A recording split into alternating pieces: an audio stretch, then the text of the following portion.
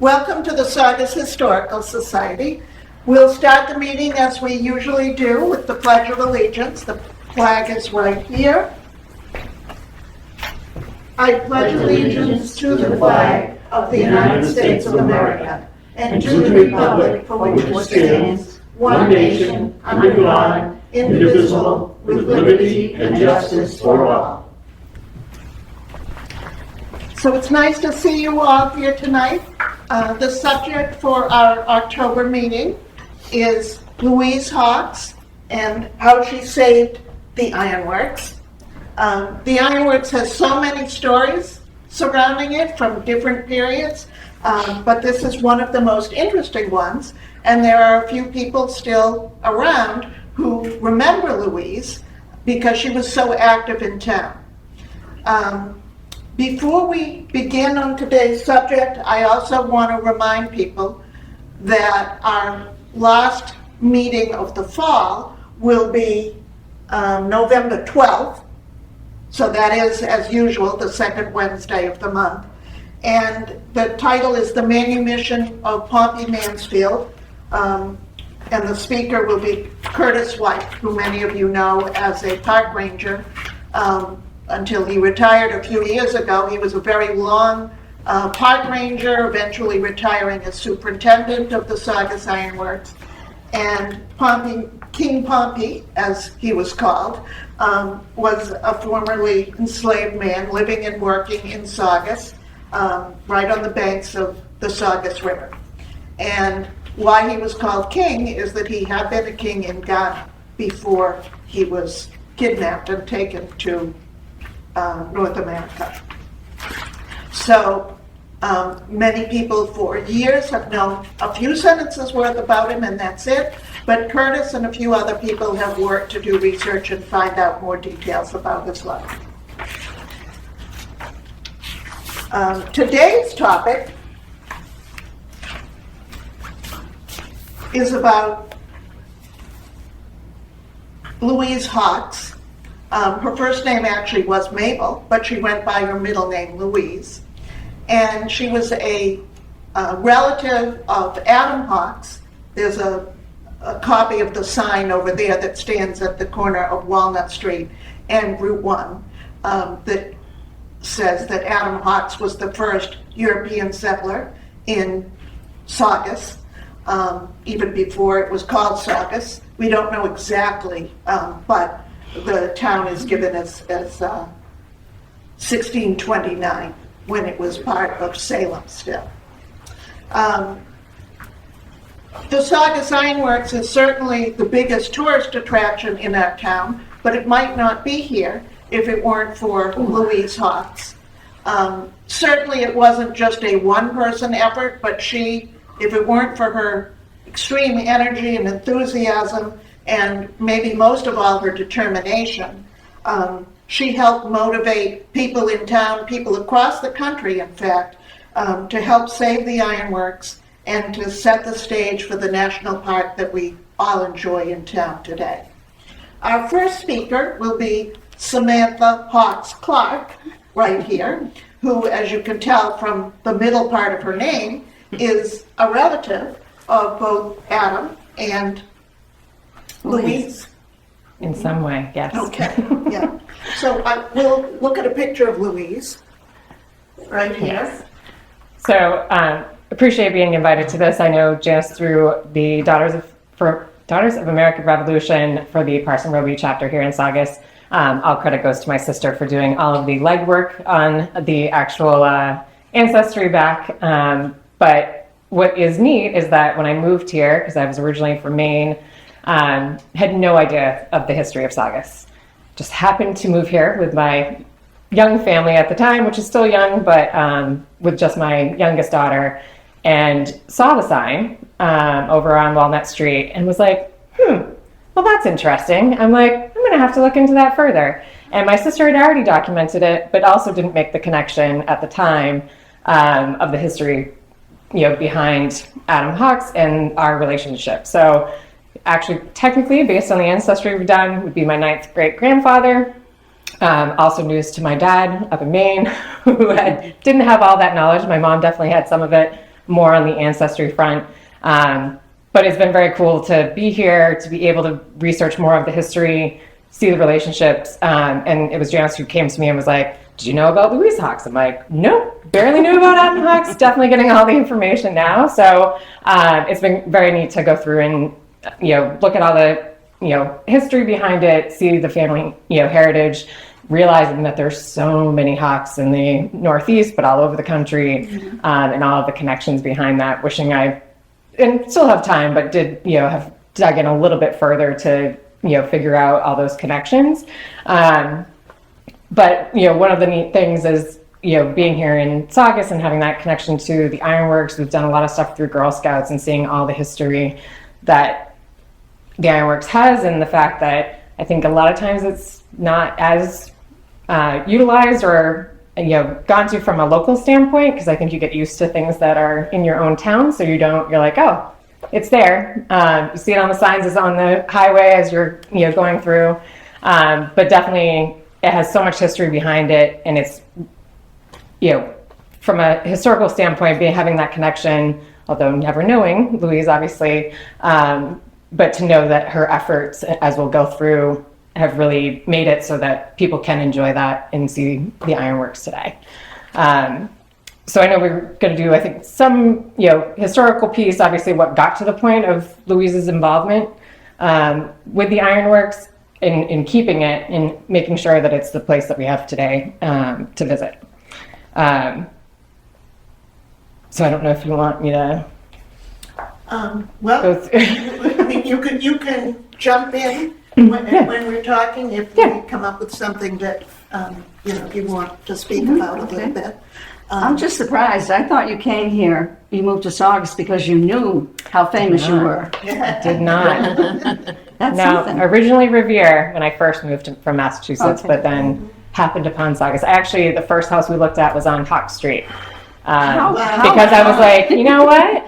It might be It's meant to be. It was not meant to be, unfortunately. So, so ended up off of Essex. But yeah, I saw that and I was like, oh, we have to check it out. I'm like, Hawk Street, why would I not? But then I realized you had to drive Isn't that amazing? north every time I went into Boston, and I was like, can't do that on Route 1. Louise wanted you to move here. Yes. So, do you want to talk about, are you all set now? Can I interrupt you? You can go, yes. Okay. I pulled up some stories about the first Hawks homes in Saugus, which I thought was very interesting. Saugus is fortunate in being able to identify the exact spot where the first house was built. Do you know where the first house was built? No. I think this is the first house? The or first one of house the right first there. houses? Well, they say in the article the first house, but everything is so, you have to take it with a grain of salt, a lot of things. One story will tell you something else, and the names and the dates. Adam Hawks had been known in this part of the land since 1624. Now, you correct me, because you're more, okay, if I make a mistake, correct me. He eventually went back and forth to England several times before bringing his family with Winthrop's fleet in 1630, okay? He built his first house on a knoll at what is now known the northwest corner of Newburyport Turnpike and Walnut Street. It was a rude log cabin and burned at the dead of night in the mist of a New England winter. It was wrapped in flames as Adam Hawks escaped through the window with his wife and their two twin children, John and Sienna, who later was to become the great-grandmother of President John Adams. Did you know that, Bill? I read it on that. I didn't know that. I thought that was I didn't amazing. Hawks bound shingles to his wife's feet for snowshoes and waded through the snowdrifts for a mile and a half over the hill to his brother-in-law, Nicholas Brown. The Nathan Hawks house on Water Street was built by Moses Hawks in 1725. It has hand-hewn beams, very wide floorboards made from the virgin forest. We had plenty of trees back then. Nathan Hawks was the parish clerk during part of the Parson Roby service. He marched on the 19th of April and was later commissioned first lieutenant in the Continental Troops. The commission order was signed by, guess who? John Hancock. We have all these famous people in Saugus. Nathan Hawks was also active in town affairs, and during his service, the final separation of town and church took place, and he was prominent in bringing about the separation of Saugus and Lynn. So, take it from there. That's the, I thought that was very interesting, the first home. Yeah. Now, several decades ago, when the shopping center where Kohl's is now had a Zayre in it, Yes, I remember that. they expanded the parking lot and tore down, was it this house? I think it was this house. Right. So he built, after the first house burned, he must have built another Right, house. but I think it was at the time when the Donovan family took over all that property. Oh, okay. Remember on Walnut Street? He Sure. owned Uh-huh. from that area right across the street Mhm. to where the First National used to be. Remember that? Okay, yeah, I do. Nobody remembers. Okay. Remember the First National, Bill? Oh, yes.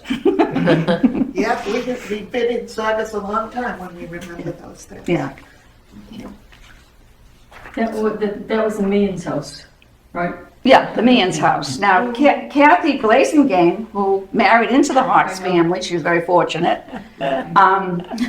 You can tell us about the Meehan family. Well, I can. But you will, you.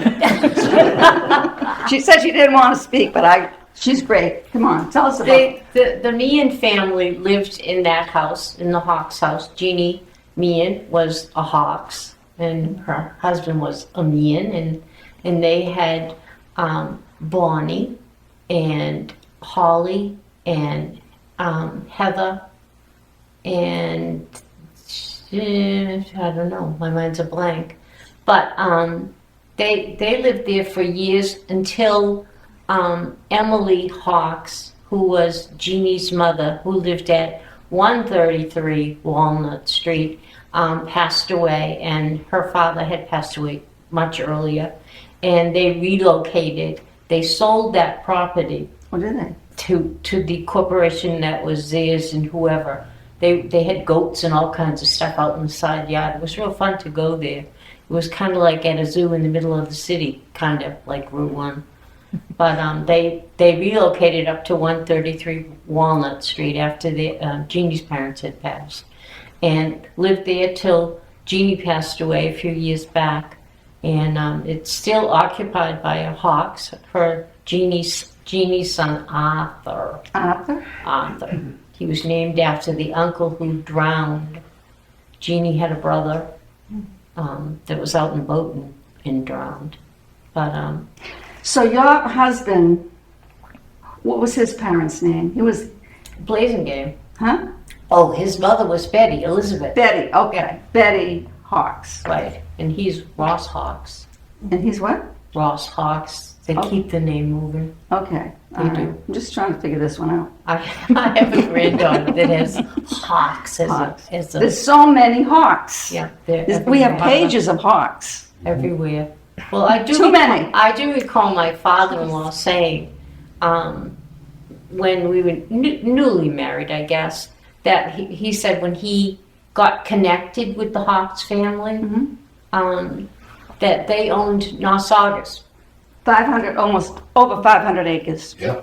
And he said they were poor money managers at the time. And when they would need money, they'd sell off another Right, piece. that's what they had to do. You know, and it helped everybody survive. But it was, when you look back now, it's sad that all Right. that land. It happened to a lot of farmers in Yeah, Saugus. absolutely. That's what happened in the time. But they were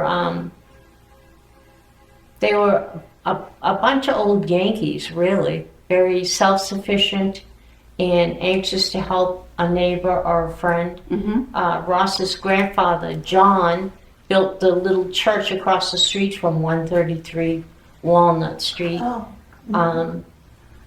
with some of his friends. He was a carpenter. that was the North Saugus Church? Yes, Is it that what was. called? Yes, it was. It was community church at Yeah. the time. And he helped my father-in-law build his house at 29 Walnut Street. and my father-in-law, who was not a Hawks but married in the family, to get the wood to build his house. He went to the airport where they had barracks from the army time there, and he dismantled it all and brought it home and built his house with that. And John Hawks, Betty's dad and Jeannie's dad, he also built another house up on Walnut Street heading towards Lynn, just beyond the Gospel Hall, for Percy Hawks and his family. So, and he was, that's what they did. They just, whatever, anything had to happen. And Kathy said this evening that she really didn't have anything to say about anything, but I think you did quite well. Yeah. Oh, yeah. Take it away, Kathy. Stop. Fascinating information. Well, I have a question. Maybe somebody in the audience would know this. I've done a lot of research, of course, and the ironworks is fascinating. But one report told me that it was Dexter that discovered or that started the ironworks. And then another one was John Jenks. So who was it, Bill? I'm not sure. None of the above. Who was it then? Who spoke that? Go I ahead. did. Thomas Dexter owned it. Thomas Dexter. What? Thomas Dexter owned 600 acres in Saugus. And the investors in the ironworks bought the 600-acre farm and built the ironworks on it. And then when the ironworks went out of business, it was deeded in a will to a Thomas Dexter. Right here. yeah, Thomas Dexter. So I can when say he that sold it, as- he moved down to Cape Cod. Yes, he did. And that's a fact, right? Yeah. All And then they, what's the, Oh, Samuel Appleton Jr. Yes, he got into it inherited the too, property absolutely. on his 21st birthday. Well, I have a story about Thomas Dexter, and I didn't put this in the article, but I want to tell you something. He got fined for sleeping at a church service. No way. And that was the crown back then. He also got fined for chewing tobacco. All right, well, we're not going to tell anybody about that. Okay, Except let right it now. go, let it go. So Thomas Dexter was born in 1595. Is that correct? He grew up to become a very well-educated and successful businessman in England. He and a group of men were offered large land grants if they traveled to the new Mast Bay colony to build settlements. His family and several servants, isn't that nice, left England in 1630 and settled in Saugus. Mr. Dexter was instrumental in financing and building the first ironworks in the country. So that lets out John Jenks, right? During his stay in Saugus, Mr. Dexter developed dealings with Chief, can you pronounce that? Paganum? Pardon. Okay, better known as Black Will. Will and he was able to purchase Nahant from him for a suit of clothes. There was a long court case against the sale, of course there was, and his possession of Nahant was ruled against him. And in 1687, because as they found out, Black Will apparently sold Nahant to more than one buyer. He got caught.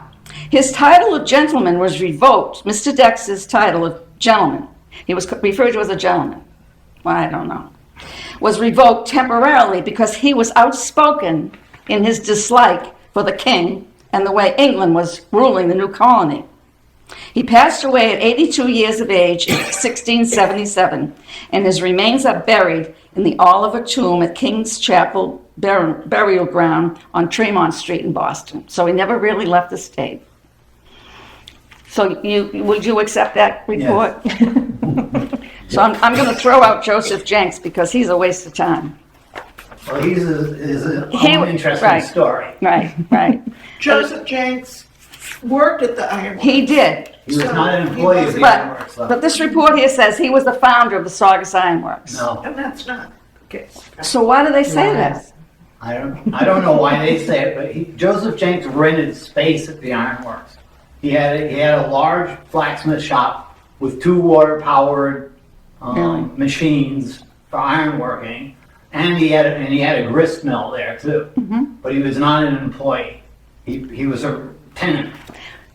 Well, I read several times that the ironworks constructed the first fire engine in the country. Yes, Joseph Jenks built. He did that, so he was good, like He that. built the fire engine for Boston. Okay. The problem is we don't know what a 1645 fire engine looks like. Yeah, where'd they get the water? There's no The hydrants. river must have been pretty deep too at that point, Yeah, to Yeah. put ships back and forth. yeah. And the Indians coming up in the canoes, right? And that's what they did. Is that true too? Yeah. The Indians would trade because my ancestors would tell, well, not my ancestors, I heard about it through the family, that they used to trade. The Indians would come up and they'd leave their shells, and that was the money. And then the people working in the ironworks would make knives. They wanted them knives, and they wanted whatever. A lot of other, what does an Indian want anyways? And they'd come up the next day in the canoe and pick up the goods. Yeah, a lot of people went up and down the Saugus River.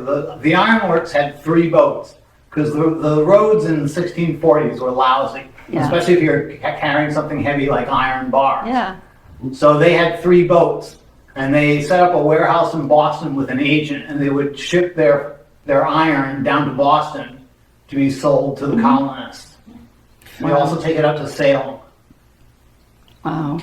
It's interesting to note that just a little over 15 years after Adam Hawks arrived in Saugus, there was a thriving ironworks business Right. with several different features to it. From And a lot of people said that, well, it was the first ironworks in the country.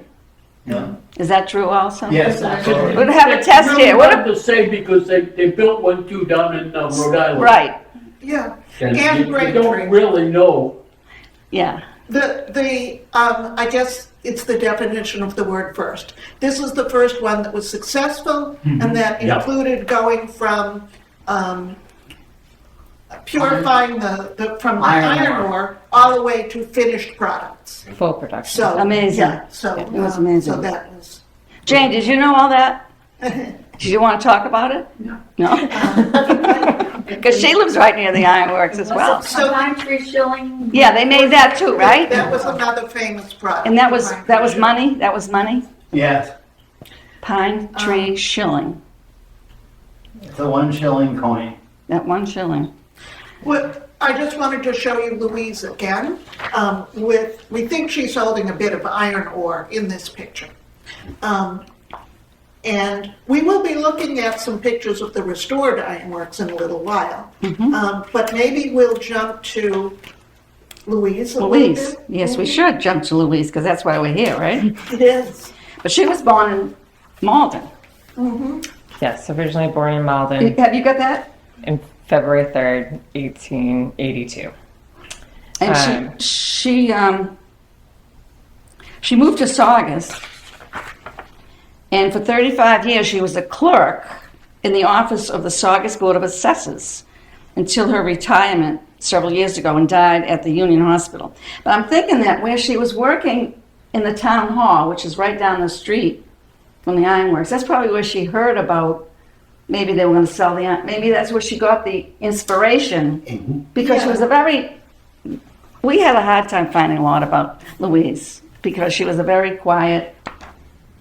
She wasn't like you, Kathy. You know, you've been around the town for decades, but she was very quiet and she just had one sister, right? And Yes. they never had any children, never married. But there was one picture in here. I don't know what it was. I know that it came out of.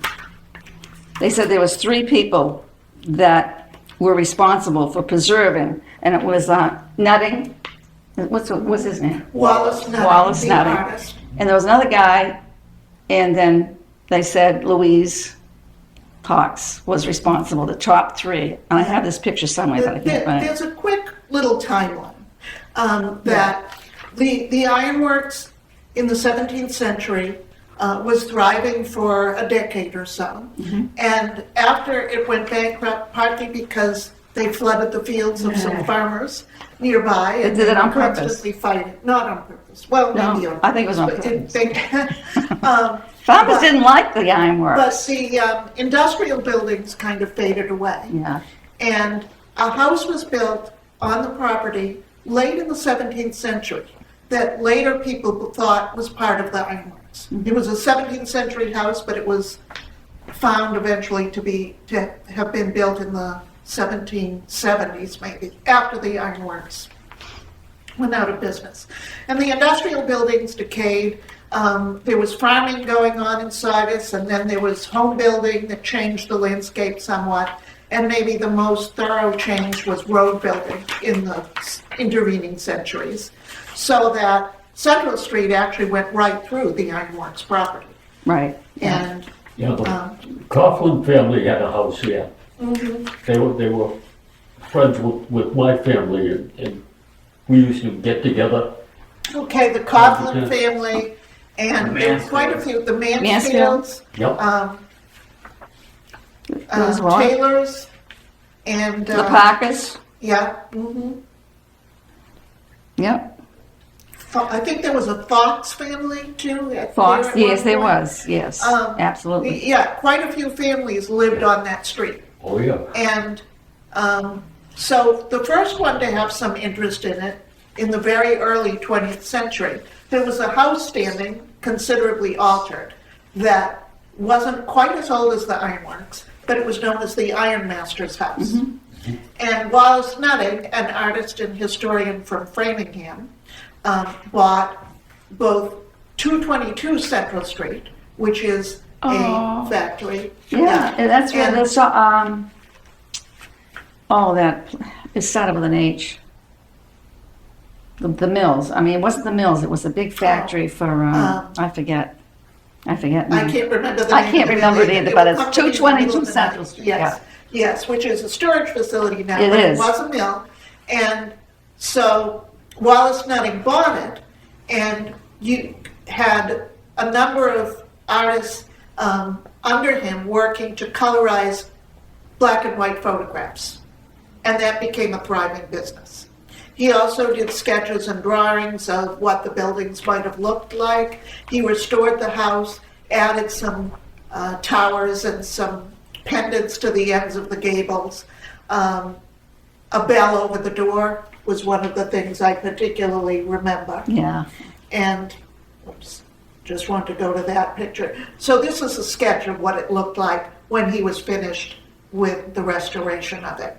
We had some other pictures that we wanted to use, but because the ironworks is closed due to the government shutdown for the last week or so, we don't have access to some of those old pictures. Whoops, there's the bell that Wallace Nutting added to the front of the building. So that attracted a lot of interest. That building was still standing, none of the other buildings existed. Wallace Nutting's business did well for a little while, and then there was a downturn in the economy, and he had to sell some of his properties throughout New England. So, Yeah, he was one of the three. The other. 1950, I think he might have sold it. No, 1915 was when he bought it. Okay, 1920. He sold it in Sold it. 1920 to an antique dealer from Boston, Right, then. who used it the same way as Wallace Nutting. Wallace Nutting used it as a showroom for his furniture and photography business. Wallace Nutting made reproduction colonial furniture, and he used that house as a showroom. And he would pose models in colonial costumes with his reproduction furniture and take their pictures. And then he employed some 60 or 70 young women on the top two floors of 222 Central Street, Wow. which at that time was the A. Scott Woolen Manufacturing Yes, Company. that's what it was. That's it. You're right. And to hand color these black and white pictures, which he then sold. He This did is, that for 5 years. this is a Fancy. view of the interior. And then he sold it to the antiques dealer, like Paul said. And the antiques dealer had it for a little while and then resold it, this time to an alumni association of Henry Ford's school out in Dearborn, Michigan. Their purpose in buying it was to give it to Henry Ford as an 80th birthday present. And put Cut it it in up Greenfield and Village. put it in Greenfield Village, In which is Dearborn. out in Dearborn, Michigan. Wow. People in Saugus were not happy to hear this. And the most unhappy, but the one that had the determination, to try to put it right and keep the building in Saugus was Louise Hawks. Right. We don't know for sure why she moved to Saugus, because she was don't born know. in Malden. Well- Except that there might have been some relatives there. Yeah, well, the Hawkses were in Saugus, and she must have just been, Yeah. she wanted to come to her, maybe her hometown, because, Well, her parents moved here. all right, so she had to go So with them. that might have been the Yeah. Do you incentive. have anything on that? Do you have anything on that in your I don't know why report? she moved Huh? from Malden. No, that I do not. Yeah, she grew up in Malden. Yeah. And her father was, her father worked in Malden, and her grandfather had been in Malden as well. So I don't know for sure if she moved to Saugus for her job, that she got a job and Yeah. that, so she wanted to live closer. Or if she got the job because she had moved to Saugus to be near her parents. When her father retired, he moved to Saugus. I don't know exactly where.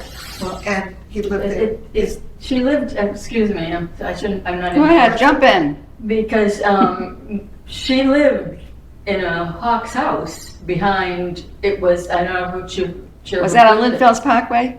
It- Yeah, Behind 442. Russo, where Right, Russo's was. right, And- yeah. And I remember, because she used to come over, the second picture you put up of her, that's how I remember her, because she'd come over the home all the time and tell my family all the different stories. Yeah. And so it was one of the Hawks houses, and which mine is also.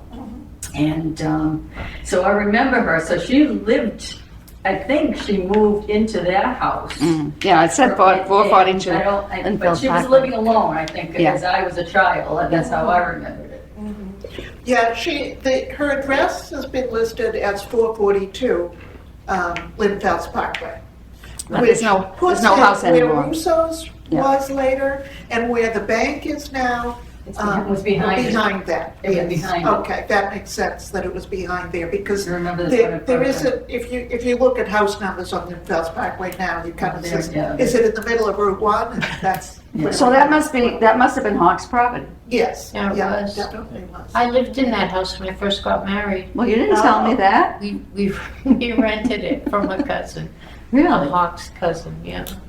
And we lived there for a couple of years. Wow. I had a great time. It was a real old-fashioned house, big plank floors and a fireplace in every room. That and nice, huh? it was really fun to live there, all up in the woods, alone.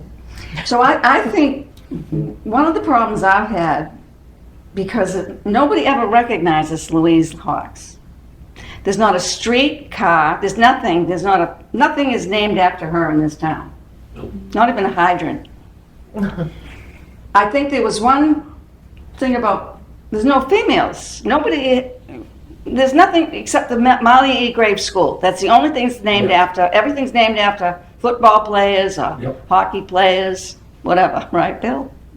So that's why we got, huh? Guaranteed. That's why we were so interested in trying to bring this together to make Louise come alive again, because I think she spent most of her life working on that project, making sure that Saugus retained that landmark for everyone. Yeah. And that's why we're dedicating this program to her and trying to figure out what we could do to recognize her on a permanent basis. Yeah, A plaque or, because she's one of the women that actually got started in the town. exactly. She was a first, and so I think it's because she must have been working at the town hall, must have heard all the scuttlebutt going on Yep. about somebody's coming, big shots coming in from Michigan is gonna take everything. I don't think she was too happy about that, because she appreciated history. And she brought, Before her, it was all men. it still is, Bill. There's a few. All right, we'll talk about that later. There was an antique dealer named Rosenberg. Yes. Who bought the property in 1925. And in the 1930s, Louise Hawks started bugging him about selling it to the town. She Oh, wanted the town to take the property, and the town couldn't afford it. And so she tried and tried and tried, and finally she got there was actually there had been a bankruptcy in the mills, and a a bank from New Hampshire owned the property. They had defaulted on a mortgage, and the bank had taken it over. And the bank sold the site of the ironworks to the Daughters of the American Revolution Correct. in 1938. And that's the deed. Wow. That's, So- you have the deed? I am holding up a copy of the deed, Wow. which we'll pass around. It's got plastic covering it. You can see Mabel Hawks' signature as treasurer of the DAR. Yeah, she was treasurer of At the the DAR, bottom. right. I'll give it to you, and then you can pass it back to the audience. Isn't that beautiful, huh? Mhm. And the only thing that was visible at that time was the slag pile. All the Right. buildings were gone. Except the house, which was not part of the Yeah, ironworks, that but wasn't people part of the thought it ironworks. was. Yes, So it was 56,640 square feet, more or less. That was, that's how they wrote deeds. they write it still today like Yeah. that. You're like roughly, roughly that many. Huh? That's really So I will pass it that way. Thank you. And, She paid $1. right, right. Wow. Wow. Well, the DAR paid $1. Yeah, the duck, yeah. There was one thing on the house here that was back. You see the points are like that. All of the roof in those areas had to be very, very sharp to keep the snow off, because they didn't have enough heat in the buildings Yeah. to melt the snow. That's a good point. I was No, wondering why they had those That's, peaks. that's why they built them so That makes sense. tightly Yeah. at the top. Yeah. Wow. was part of the style. So being unable to get the town to pay for it, she started talking to other people. She talked to the president of Spinea, which is now called Historic New England. And they were not able to pay for it all, but they thought they might be able to spend some money for it. And another organization that became later the First Ironworks Association. And the president of that group went out to Dearborn, Michigan, and talked to Henry Ford, who agreed that if they could get all these people to contribute enough money to reimburse his alumni group for the money they had spent, that he would sell it to them, and that the building could stay in Saugus. So for a couple of years, it was sort of in limbo, as people were trying to figure out, will we raise enough money? What if the groups get together? Who's going to contribute what? And they ended up,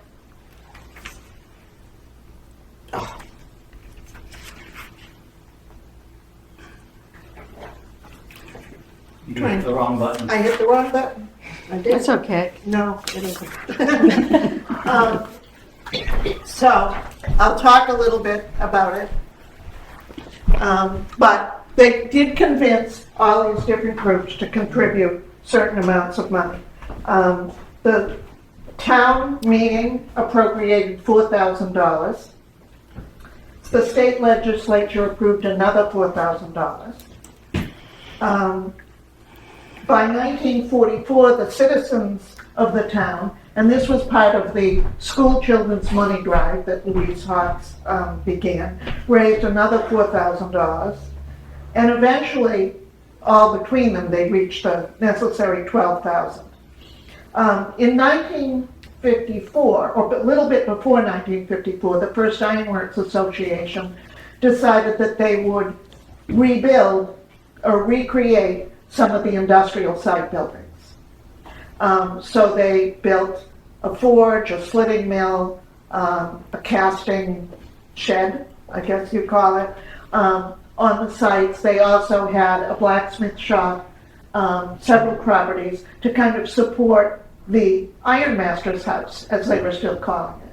So it was somewhat of a misunderstanding that this house had been built when the ironworks was there. But if there hadn't been a surviving structure, all of these people might not have gotten involved. They might not have thought it was worthwhile to build the other buildings. We will have a picture if Will if we? we can. I hope we will. Just use the arrow key. Okay. that shows the opening. Here's Louise again. A few different pictures of her with her bulldog. We never did find the bulldog's name. Bulldog's name. But that's a lovely picture of her sitting on the front of what's often called the Ironworks house. And I also put in a few pictures of Saugus Town Hall, which still exists. This building has not changed very much in appearance except in the paint color. So Louise would have recognized it as being painted white. And some of us remember that too. Yeah, good. Yeah. Speak for yourself. Turquoise doors. Turquoise. Turquoise doors. Oh, remember when it was all Look at the blue? picture, you'll see it. Oh, yeah. When it was all blue inside too, remember? I don't remember that, Yeah. but I probably wasn't inside very often. And a side view, here it's shown with the Civil War monument in the center of town. And the Ironmaster's house, as it was still being called, shown right there. A few photographs. The interiors we looked at, so I'll show you a few more glimpses of those. And this is the braided rug, that's the picture I remember best. There were postcards made of that. And the people sitting there are reenactors. The man is supposed to be Uncle Sam, and the young woman is knitting him a scarf. And one picture of the bedchamber, which still survives as a black and white photo. But the picture I was leading up to was this is September of 1954, when the industrial site opens to the public. The first Ironworks Association that did all the building of those houses had a little ticket booth. There was admission charge, so you could go and visit it, and you'd see it drew quite a crowd on its opening day. And the buildings look very similar to what they look like today. Here's the brochure that you would get for your admittance fee. And when we were talking about the cold winters in New England, here's a winter scene. Sometime during the late 50s or early 60s, I believe this photograph was taken, with the Saugus River partly frozen over at that point. And some additional pictures. I don't think I have a date on that. Sometime just before 1954 with those pictures. The Saugus Historical Society in the 70s and 80s published some booklets, several of which have references to the beginnings of the Saugus Ironworks and its establishment when Roland Robbins was the archaeologist digging, and he very quickly, within one day, just recognized from the shape of the slag pile where the refuse from the ironworks must be. And they began looking for other features. Some of our members have remembered the day that they dug up the big hammer, the large trim hammer, so out from under the street, under Central Street. And that's why we have that interesting S-curve that you might consider traffic calming. But the purpose of it was to try to reroute the road away from the grounds of the restored ironworks. I remember that. And the S-curve is, where you kind of have to stop because there might be a snapping turtle crossing the road. I've been there when the police had to stop the traffic to let the turtle cross the road safely. And quite a few interesting things like that went on. This is the article where it talks about the young lady knitting for Uncle Sam in that postcard view that we had just seen. And this is the cover by famous Saugus artist Anstrus Kellogg of a brochure about Saugus history. Colorful view, talks quite a bit about the ironworks itself. And there were many, many articles in the newspaper when this first happened. And artists' work, this is R.E. Kennedy's drawing, Steve Rich's drawings of the ironworks and other Saugus buildings are on our note cards that the Historical Society sells. The first Ironworks Association also had plates made. This is what the back of it says, calling the house the Ironmaster's house, and the ironworks site where they show the flames leaping out of the blast furnace. And that was another way they raised money with the ironworks itself. Here's the Ironmaster's house plate, the front side of it. And later on, in 1976, there were plates made that showed the ironworks and other historic buildings in Saugus as part of the bicentennial celebration. So these were souvenirs from mid and sort of three-quarters century that showed features of it. That's sideways, but that's the back of that bicentennial plate. And then here's what the ironworks looks like today, or a few weeks ago when there was a fog that kind of obscured the modern businesses over on Hamilton Street. So this looks... The Saugus River. Yeah, there's the Saugus River. There's the dock where they shipped the materials out, or a recreation of the dock, not the original dock. The slag pile over on the right, which is that long, narrow piece of landscape. That's what Roland Roberts recognized as not being a natural feature, and knew that that must be where they put the leftover stone after the iron ore had been extracted from it. So that's there today, and that's over there on the right with grass and things growing on top of it. And here's the dramatic reconstruction, which constantly requires restoration, because just as in the original days, wood decays, things get damaged and broken. So they're constantly rebuilding water wheels. This year is the first time in decades that they've had 6 water wheels in operation. Wow. Amazing. Yeah, it's wonderful. That is the thing that school children remember most, I think. Do you have a lot of students coming for tours, like from the schools, high schools? and Yes, there used to be more students, I think. School field trips were almost always to the ironworks, and that happened right up until COVID. Yeah, everything And then changed. people didn't get back in the habit in quite the same way. Maybe they will. Yeah, I think eventually some of these things So historic. will Do you have anything more to say? No, I mean, that's what obviously covering my understanding too is that she, obviously once it was reopened and that aligned with, I think was it 325th Saugus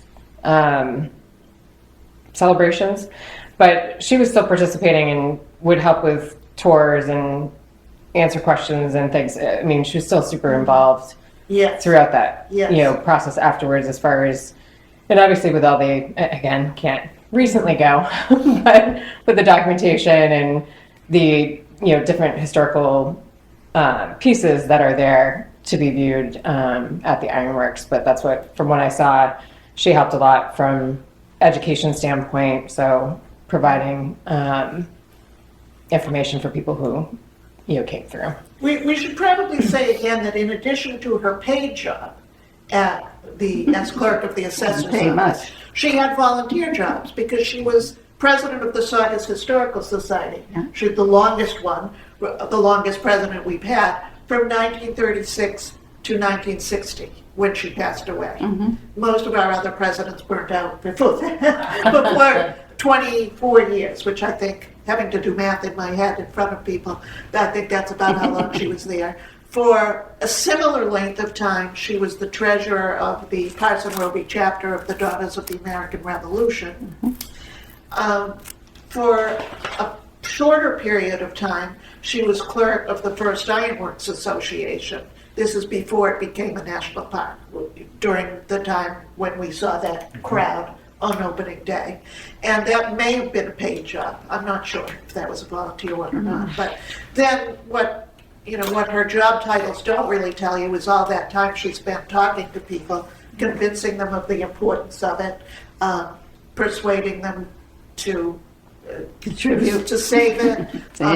And, then eventually, when it became a national park, there have still been some changes in the open hours. For example, it was open 365, or pretty close to that. Maybe it was closed on Christmas and New Year's for decades. Now it is spring through the end of October that it's normally open. This shows a tour, and I think this might have been on Founder's Day. They had a special tour where they ran all the water wheels. Most of this summer, they had an industrial science tour in the afternoon where they ran the water wheels. 2 days a week, they would have a short tour of running the water wheels, followed by a house tour. So there's been plenty of opportunities for people to see the site, go inside the buildings. This is tourists looking at it again. This is Ranger Paul, who's in the room right now. Hi, Ranger Paul. Making some explanations about You know your the stuff. rolling and slitting mill and showing as they're running the gears, which also on the outside, the water wheels are turning as this is happening. For certain special occasions, they'll build a fire in the forge building, which is what you can see the sparks of in this picture. And this is in the blacksmith shop. This is Ryan Duggan, who grew up in Saugus in the Oaklandville neighborhood, running the blacksmith shop and making nails for visitors, which happens on Saturdays during much of the year. This is another blacksmith that they had on Founder's Day, looking out the window at the crowds approaching the blacksmith shop. Nice picture of him. Yeah, and his name was Jacob, I can't remember the last name, but he was there this summer, several days a week. And one of the recurring events in recent decades have been the summer concerts out on the very lawn. popular. So we're seeing the house and the museum, which has been finished to kind of blend in with the house. People sitting with the stage at the back of the museum looking at a band performing out there, which happened every Wednesday from through July and August. Just a few of the ways that the Ironworks is used now. I might also point out, because we could go on and on, I know. well into the night, that the library's preschool programs and reading programs are often held outside on the lawn at the Ironworks because the weather is pleasant and the kids can run around freely if they have trouble sitting still. So that happens on weekday mornings quite often. This picture, if you look closely at the wheel, you can see the water coming down. So they have turned the wheel on, it is running, and water is running over it. So it could be powering machinery at this point. And a view from the top of the hill showing the buildings with the water, more gushing water at one of the wheels. Many of the school children mentioned that well into their adulthood, this is a memory they carry with them of the water wheels running Sure. at the Ironworks. And Charlotte Line was supposed to be here this evening. Charlotte Root-Wright Line, who is an expert on all of this, but she took ill. But she sent me a little statement that she wanted me to read to you people. She attended many of the DAR meetings, and she was 5 years old when her mother was and her mother and my great aunt Alice, what was her name, Junkins, met at 18 Prospect Street for their meetings. And she went on to say, it was a passion of Miss Hawks to save the ironworks. The DAR purchased the land along the Saugus River known as Cinder Banks. Louise spent most of her personal time raising money, writing letters, and speaking at a number of events, trying to raise interest in saving this very important landmark. She addressed the need to save this historical site, and she was able to convince U.S. Steel to realize the importance before it became under the U.S. Park Service. So Louise Hawks really gave us a wonderful gift, and I'm so glad. I know you didn't mention that a lot of times in the nice weather, brides have pictures there. They use it it's such a beautiful, beautiful spot to have your pictures taken. that's true. And graduation pictures. Graduation I pictures as remember well, yeah. Some of my family members getting their pictures taken. But a lot of people in town, they have never even gone to the ironworks. A lot That's of the people don't sad realize you can rent the ironworks too. You can for what? For a wedding, Yeah. or picnic, yeah. reunion. Really, that's nice to know. Yeah. But when they take pictures of weddings, that's free. I mean, Yeah, You know- you can take Yeah. all the pictures you want of the ironworks, but if you want to have, props or something like that, yeah, if you want to. you have to get a special use permit. We use, for the Girl Scouts, we use it for our bridging ceremony. Really? So- That's Great nice. spot. Use that, there was a little construction obviously more recently, but that's done. But we would use that space so that the girls could cross over to their next. So did they Level of Girl actually Scouts. use the little bridge to We cross would, over? yeah. Oh, that's wonderful, It's- right yeah. across the river. It's wonderful, and it's free, right? Yes. You can go in and you Yeah, take there's no the kids. fees. There's No no fees, admission. no admission. And I know you have a nice little story. You can sit there and watch the video of it, right? Yeah, I this did is a that. 12-minute video. But let me ask you this. Is there anything in that place with the water that mentions Louise Hawks? Well, we talk about her in the tours when we're doing the guided tours. But there's nothing there's substantial or set in stone about Louise Hawks. Yeah, Well, maybe we could do something about that. yeah. Right, Bill? Got any money? Maybe, you know, I mean, She worked with a lot of very important people right, on this. William Sumner Appleton yeah. was the founder and first president of the Society for Preservation of New England Antiquities. He was one of the three that saved that ironworks. Yeah, and he was the first president of the first Ironworks Association corporation that did all the restoration work there. She also worked with Louise DuPont Crowninshield, Really? who was, she was from the DuPont family down in Delaware. Weren't they very wealthy people? Extremely wealthy, and the Crowninshields were extremely wealthy people in Salem. So she hung around with smart Yeah. people and wealthy people. What's his? John Woodman, who was the president of the Worcester Press Steel Company, who created the Higgins Armory Museum, which unfortunately went out of business a couple of years ago. But he was involved. J. Sanger Atwell was on the board, and he was the president of the Lynn Historical Society and succeeded William Sumner Appleton when he passed away. Became the president of Spinea. Yeah. I wanted to show the last few pictures of a museum exhibit that did highlight her Okay. contribution. Somerville. And, Is that- no, it was Arlington. And Louise DuPont Crowninshield as well. If you see the screen behind me, there is a poster display. The title of the exhibit was The Women Who Saved History. And it focused on Wow, that's 6 or 7 different women from Massachusetts who saved historic sites. And so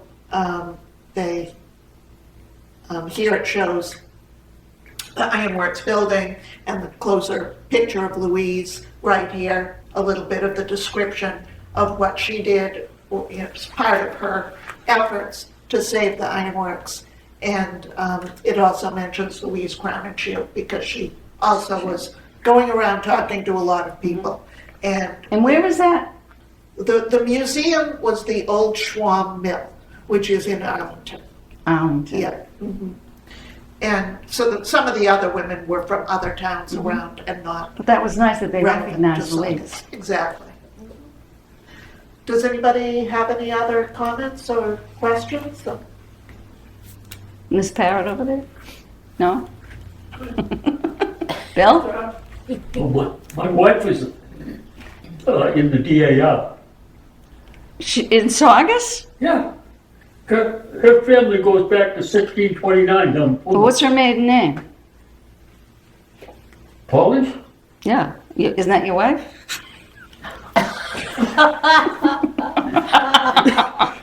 Paul, isn't that your wife, Bill? Oh, yeah.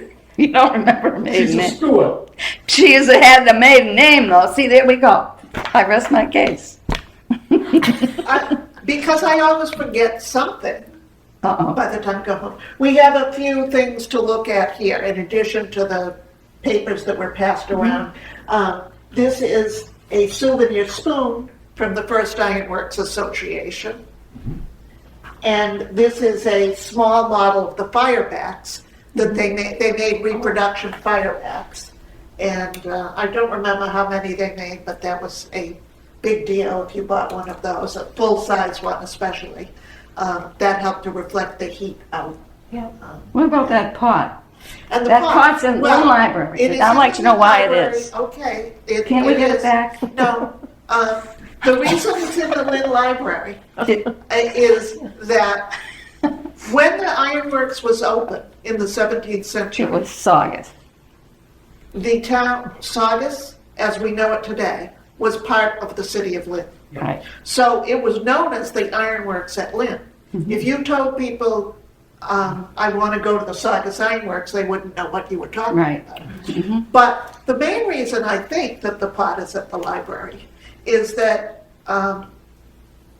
Sanger Atwell, what was his first name, Paul? Jay. J. Sanger Atwell was not only the president of the Lynn Historical Society, but he was also the head of the First Ironworks Association.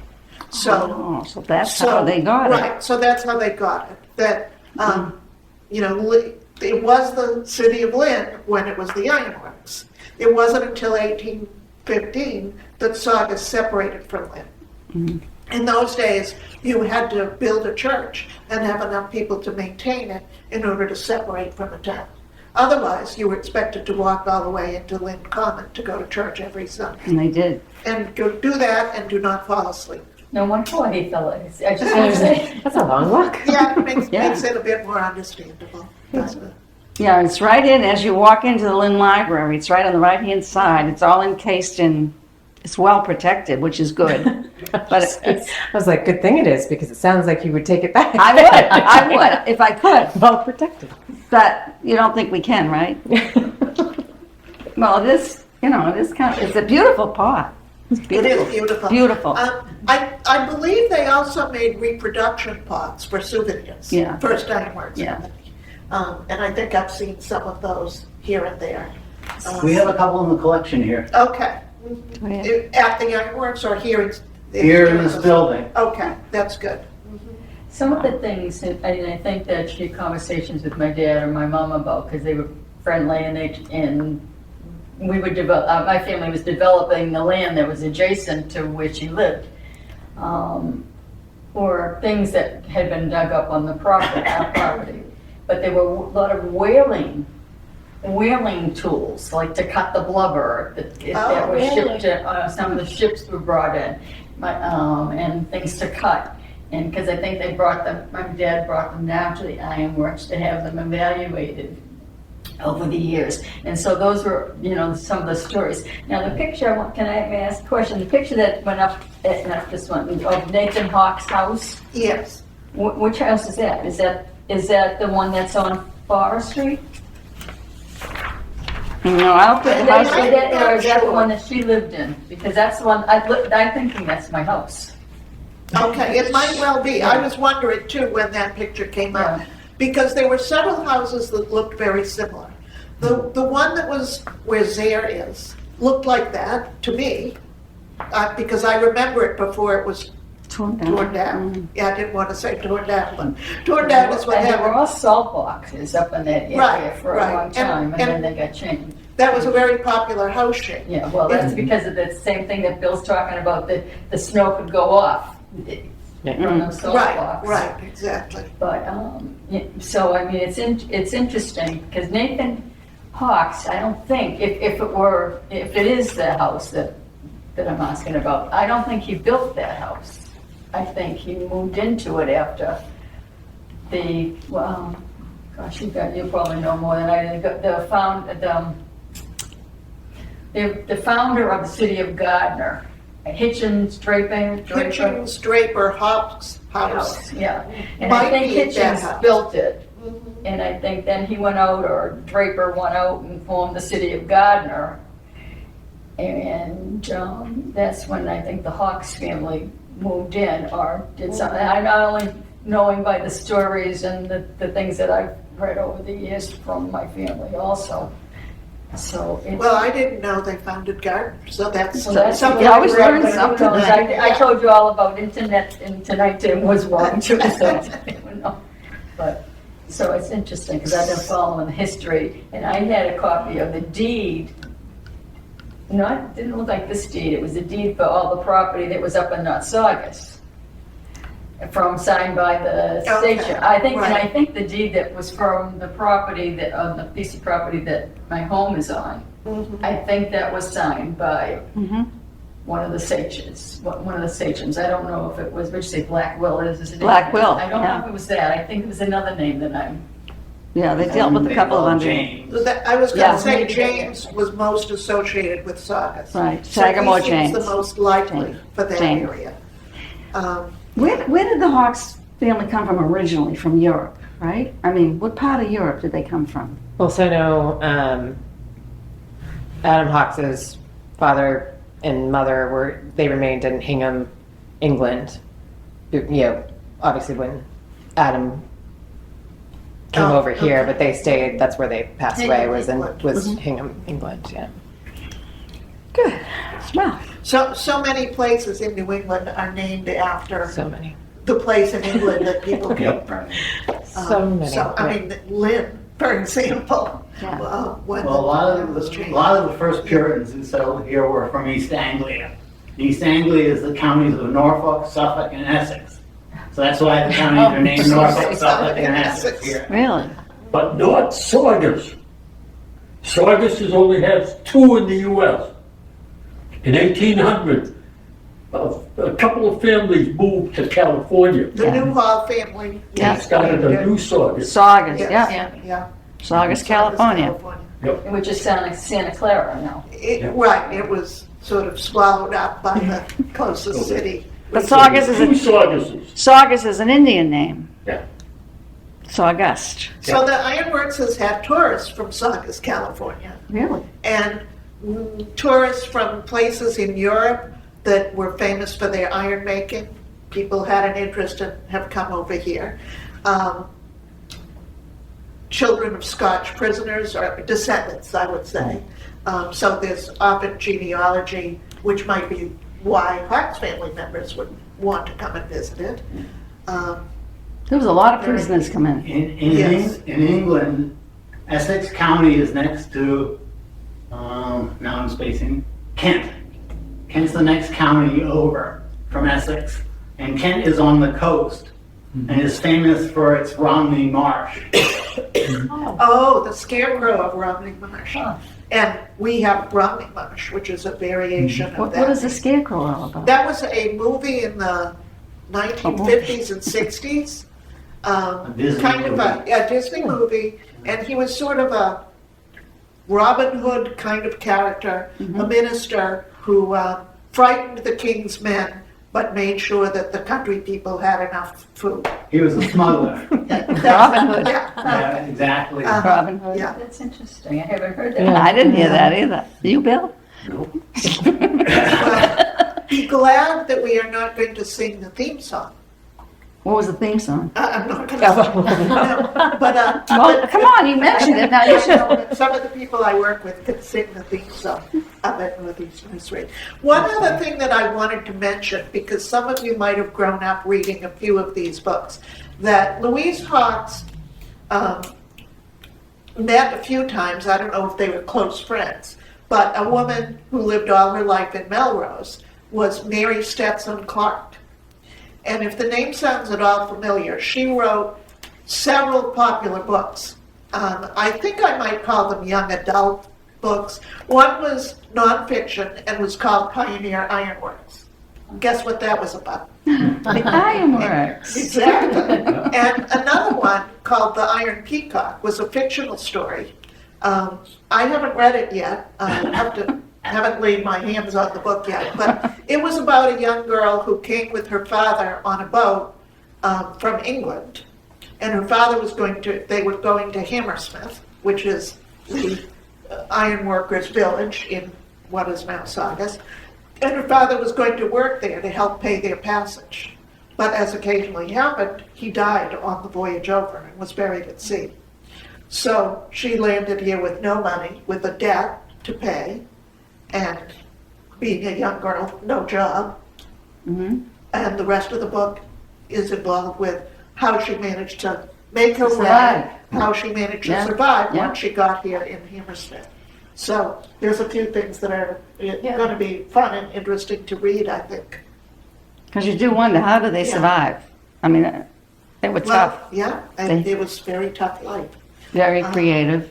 When you look at the 1622 in the area, my wife's family, Polly? huh? Polly. Oh, yeah, Courier. Oh, there you got it. He, down in Plymouth, married an Indian because there weren't any women. Well, take what you get, It was you know? very, very difficult to find a woman in the 1600s, other than Indians. An interesting fact. That's is interesting, that Bill. The Ironworks has records of many of the original workers. And one thing that, will cheer us to hear is that there were 2 Native American men who worked at the ironworks. And the records show that they were paid the same pay as the European opportunity. people. Right. Wow. So it gives us a little glimpse into how people were coexisting in Saugus, at least some of them, in that period of time. But there's quite a list of, I have a list here of all the indentured servants that came over and settled in, and they had to work at the ironworks to pay whatever they owed. And then they probably just settled here in Saugus because there's a lot of familiar names that the people are still living here. Oh, the last names are. The last people names, we- yeah. We Yeah. know, that we went to school with With in it. many cases. Well, did anybody ever see the show that was on, Who Do You Think You Are? One of those ancestry shows where. Right. Oh, yeah. What's it, I forget. I forget his name. The guy that used to be on 2.5 Men, and his family was from indentured servants. That's right. And He came to visited the visit Saugus town. Ironworks, Yeah. in fact. Yeah, he was a descendant of a prisoner of war, Yeah. Scottish prisoner of war. But it's funny, how did they just, so England was conversing with Saugus and we were taking all of their prisoners over here and they stayed at the Boardman House on Howard Street, right? No, No. they stayed in a building that was on the property of the Boardman House. Okay. But the Boardman House was built later. Oh, So it's kind of like the Ironmaster's house, that people said, here's a 17th century house. Mm-hmm. The Scottish prisoners must have stayed there. But it's a 17th century house, it's So- just late 17th century. yeah, so it wouldn't happen. Yeah. But where did they stay then? In a house that existed, then was torn down Oh, when they okay. built the Boardman House. But that was something. So, at least some of them stayed there. They may have stayed elsewhere, maybe some of them boarded with other families. Well, there's a lot to learn. Yes. We just scratched the surface. Well, it's not surprising that when you have a company that was several centuries ago, that all of the things that have changed and been interesting in between time, that it's difficult to track down details. in To some get the cases. details, yeah. But But it's a wonderful experience for young children to visit that. And I It hope is. more and more kids would take, the schools would bring them in and, Well, I do think that it would be very difficult to grow up in Saugus and not know something about the ironworks, even if you didn't listen very attentively in class. The pictures of the ironworks are on every fire truck. There's a window in what used to be Eastern Bank that shows the ironworks, a little round Yep. window across from the first cemetery in Saugus. But, it is truly not the case that every school child goes there, as was for several decades, the situation. Kathy, have you been there often? I used to go there. I used to take my grandchildren there, my kids and then my Yeah, me grandchildren. And a summer concert, or they used to have programs for the kids to go, Right, run and jump. yeah. Well, they It's a still good have place. kids programs that, they're run by the library, but several of them every week are on the Ironworks grounds. And some of them are historical things, some of them are story time, some of them are animal programs, like they'll have people bring right. animals over and talk about them. Depending on the animal, let the kids pet them. So there's quite a few diverse things. Halloween time, since it's October, there's a Halloween parade where the kids walk around the Ironworks house, and there are rangers handing out candy. Oh, So they're nice. parade through in their costumes. Usually it's the week of Halloween, or maybe even the morning of Halloween, that they'll do that. But you know, there's a problem there because years ago we had so many elementary schools right in that area. The Roby School, the Wainwright School, the, what other schools? Evans School. Evans School, and kids could walk there. That's what And they don't have that now. It's all, where are they, they're all over in, Yeah, the where are younger they? grades Well, they- doing at the vets, so it's a little bit They more went- of a hike if they're walking down, but. So we lost all those elementary schools. True, the students all go to one school. Right, right. And they're not near they're not as close now to the, you know, to the Ironworks, which is too bad. Yeah, I went to the Felton. And That's, So did I. that's That's the, gone. What school it's is a it? senior center. Felton School, right, with a senior, yeah. That was a great school. You know why it's named after the Felton School? No. Well, he lived in Saugus, and he was one of the first presidents of Harvard University, Cornelius Felton. Cornelius Felton. He was he was a toll taker at the Route 1 Newburyport Turnpike. Isn't that amazing? We had very famous people living in this town, and we Oh, don't yeah. even know it. I know. Look at- The writer of Wonder Woman. She moved in. Right. Yeah, Marston, right Marston, yeah. on Walcott, Morton Avenue he lived, yep. That was a great story. He wasn't, yeah, the interesting story. That was an, He wasn't yeah, really the- well, he had his wife and another relative, and the three of them worked on these books. Yeah. Became very famous. Interesting. Interesting story. Interesting. I went to school in North, even though I lived on Forest Street Mm-hmm. in Braycott, I went to North Saugus schools, and that's how I know all the North Saugus Oh, families.